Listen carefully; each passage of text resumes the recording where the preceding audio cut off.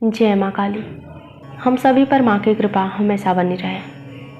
आज मैं जो बातें आपके साथ शेयर कर रही हूँ, अगर आपने इस बात को समझ लिया तो यकीन मानिए आपका जीवन पूरी तरह से बदल जाएगा।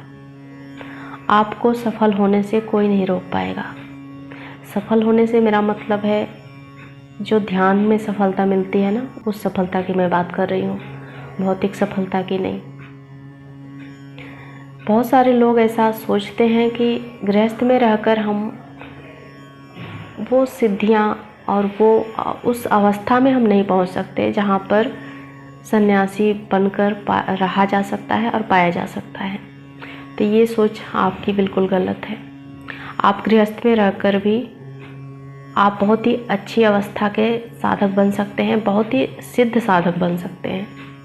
बस इन कुछ बातों का आप ध्यान रखेंगे, आपके जीवन में आगे चलकर कोई परेशानियां नहीं आएंगी।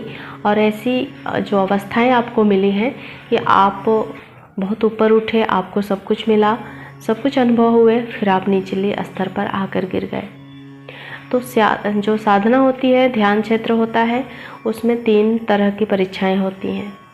जब एक साधक मंत्र जाप शुरू करता है, आध्यात्मिक जर्नी की शुरुआत करता है, तभी से उसकी परीक्षाएं शुरू हो जाती है। और ये परीक्षाएं 3 स्तर पे होती हैं। जब पहली अवस्था की परीक्षा की शुरुआत होती है, उस समय हम बहुत उत्साह में होते हैं।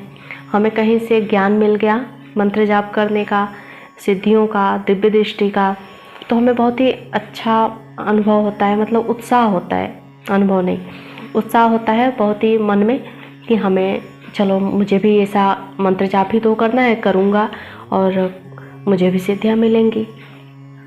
ठीक है, कुछ दिनों के बाद आपको अच्छा फील होता है, आप ईश्वर की भक्ति में रमे रहते हैं, तो फिर आपको ईश्वर के स्वप्न भी आने स्वाभाविक हैं। जब आप ईश्वर के ध्यान में ही रहेंगे 24 घंटे तो आपको स्वप्न भी आते हैं। भक्ति भाव इतनी बढ़ी रहती है कि आपको और कुछ दिखाई नहीं देता है। ये प्रारंभिक अवस्था होती है। और ये मतलब यहाँ पर मैं 2 चीज़ें आपको समझाऊंगी हर अवस्था में, एक पॉजिटिव और एक नेगेटिव। तो ये पॉजिटिव अवस्था होती है प्रारंभिक अवस्था में, जब ये सारी चीज़ें आपके साथ हो रही होती हैं। उसी के साथ साथ एक नेगेटिव इफेक्ट भी आपके लाइफ में आता है, जहाँ पर आपको जीवन में असफलताएं भी देखने को मिलती हैं। यानी कि जो कुछ भी आप जो जीवन जी रहे थे ना, उसमें कभी घर में लड़ाई झगड़े होंगे, कभी बीमारियाँ बढ़ जाएंगी, जो बीमारियाँ ठीक होनी थी वो और भी ज़्यादा बढ़ जाएंगी। घर के मेंबर बीमार पड़ने लग गए, घर में क्लेश होने लग गया, पैसों की परेशानी होने लग गई, कभी कभी लोगों का जॉब वगैरह भी चला जाता है। तो ये पहली अवस्था की परीक्षा होती है। जब आप ध्यान में नहीं थे, जब आप मंत्र जाप में नहीं थे, ईश्वर के प्रति आपका वो मतलब मन में वो भाव नहीं था जो पहले था। पहले आप नॉर्मल पूजा पाठ करते थे, लेकिन अब आपका भाव बदला है। अब आपको सिद्धियाँ चाहिए। तो सिद्धियाँ चाहिए, जब बड़ी चीज़ के लिए आप काम कर रहे हो तो आपको बड़ी कीमत भी चुकानी पड़ती है। सिद्धियाँ कोई छोटी मोटी बात नहीं होती। सिद्धियों में ये सब कुछ आपको भुगतना ही होगा शुरुआती प्रारंभिक अवस्था में।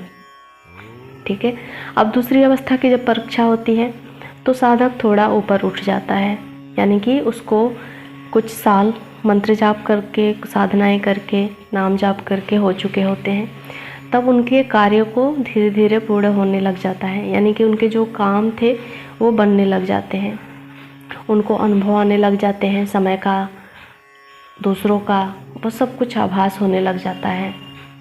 समय के बारे में एक बहुत ही अच्छी बात मैंने नोटिस करी है, आप लोग भी बताइएगा। कुछ लोगों के साथ ऐसा होता है जो काफ़ी हद तक अच्छे अनुभवी हो जाते हैं, उनको समय का भी अनुभव होने लग जाता है कि कौन से दिन, मतलब एक दिन मान लीजिए 7 दिन है, 7 दिन में से कौन सा दिन जल्दी से गुजर गया। यानी कि समय तेज़ी से, आप अगर एक साधक हैं तो ये अनुभव ज़रूर करते होंगे। कुछ दिन ऐसे होते हैं ना जो बहुत ही तेज़ी से गुजरते हैं, ऐसा लगता है कि घड़ी की सुइयाँ भाग रही हैं, समय भाग रहे हैं। तो इस तरह का आभास भी साधक के साथ होने लगता है, इसे कहते हैं हम समय का आभास। तो ऐसे होते हैं। उसके साथ ही जो ये पॉजिटिव पॉइंट है, और नेगेटिव पॉइंट है, इसमें ये आता है कि लालच बढ़ जाता है, आकर्षण बढ़ जाता है, जो गुस्सा है, अहंकार है, वो भी बढ़ने लग जाता है। तो इस तरीके से हम एक्स्ट्रा जो कर्म है ना वो बटोरने लग जाते हैं। तो इस पे हमें ध्यान देना। देखिए पॉजिटिव जो बातें मैं बता रही हूँ उस पर अगर आप ध्यान नहीं देंगे तो कोई बात नहीं, लेकिन जो निगेटिव बातें हैं ना उस पर आपको ध्यान देना होता है। तो यहाँ पर आपको कर्म नहीं बढ़ाने हैं, कर्म को ही तो बैलेंस करना है। और ये परीक्षा चल रही है, ईश्वर आपकी परीक्षाएं ले रहे हैं, तो आपको इसमें कोई जो पहले का कर्म है वही इतना है कि कितने जन्म लग जाएंगे कटने में। तो हम अगर इस मार्ग पे हैं, साधना मार्ग में ना, तो हमें कर्म को बढ़ाना नहीं है। इस बात को आप बिल्कुल भी गांठ बांध के रख लीजिए कहीं पर, कि हमें किसी भी हालत में मुँह से 3 तरह के कर्म होते हैं, आपको पता ही होगा, मनसा वाचा कर्मणा, तीनों कर्म आपको नहीं बढ़ाने हैं। और ये बहुत ही तेज़ी से बढ़ते भी हैं दूसरी अवस्था में। तो कर्म बंधन और भी ज़्यादा इतने मजबूत हो जाते हैं कि जो किया करा रहता है ना वो भी सब पानी फिर जाता है। अब तीसरी अवस्था जो होती है, वो तीसरी जो परीक्षाएं शुरू होती है जब, तब इंसान को बहुत सारी सिद्धियां मिल चुकी होती हैं, दिव्य दृष्टि भी मिल चुकी होती है।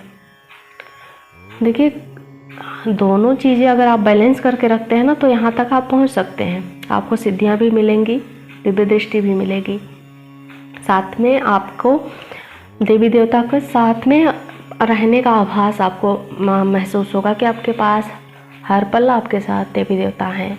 कोई ना कोई शक्ति है जो मेरे साथ चल रही है, कोई ना कोई शक्ति है जो मेरे हर काम को पूरा कर रही है।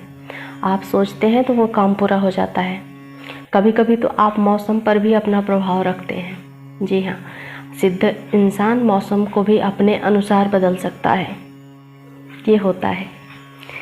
अगर आप बारिश की कामना करेंगे तो बारिश होगी, धूप की कामना करेंगे तो धूप होगी। ये सच में होता है, अनुभव से मैं बता रही हूँ। इतनी ज़्यादा पावर हो जाती है आपके, सिर्फ जो सोचने की शक्ति है ना उसकी मैं बात कर रही हूँ। तो ये सब सिद्धियों की वजह से होता है। यहाँ तक आप पहुँच जाते हैं, तीसरी अवस्था तक। यहाँ तक पहुँचने के बाद आप क्या गलती करते हैं, जो नेगेटिव पॉइंट है वो समझते हैं। जो हमने शुरुआत करी थी मोक्ष की प्राप्ति के लिए, हम साधनाएं शुरू करते हैं और भटक कर हम कहाँ चले जाते हैं, हम भटक कर सिद्धियों में ही उलझ के रह जाते हैं। यानी कि हमें सिद्धियाँ मिली, दूसरों को हिल करना है, हमें ये देखना है, वो करना है, हम इसी चक्कर में भटक जाते हैं। जो चीज़ें ईश्वर ने बनाई हैं, सिद्धियाँ किस लिए बनाई गई हैं, हमें मोक्ष की प्राप्ति के लिए बनाई गई हैं, ईश्वर दर्शन के लिए बनाई गई हैं। सिद्धियों का मकसद ही वही है कि हमें इस जन्म मरण के बंधन से मुक्त हो कराए। आप यकीन नहीं करेंगे, पर आप अगर एक सच्चे साधक हैं ना तो गृहस्थ में रहकर भी मोक्ष की प्राप्ति कर सकते हैं। इस जन्म मरण के बंधन से मुक्त हो सकते हैं बहुत ही आसानी से। सिर्फ अपने परिवार की जिम्मेदारियों को जिम्मेदारी की तरह देखिए और अपने जीवन को एक साधना में बदल दीजिए। ये करना होता है। कोई मुझे देखकर कहता है कि मैं एक साधक होंगी, नहीं, कोई नहीं कहता है। कोई नहीं कहता है कि मैं तंत्र ये सब जानती होंगी। सामने से देखकर मुझे कोई नहीं आंक पाएगा कि मैं गृहस्थ में रहकर ये सब कुछ सारी चीज़ों के बारे में जानती हूँ, करती हूँ। तो ऐसा जीवन जिस साधक का हुआ, समझिए वो जीवन के इस बंधन से मुझे सब पता है और आपको भी पता होंगे कि ये सिर्फ हमारा कर्म है जो कि हम पूर्ण कर रहे हैं।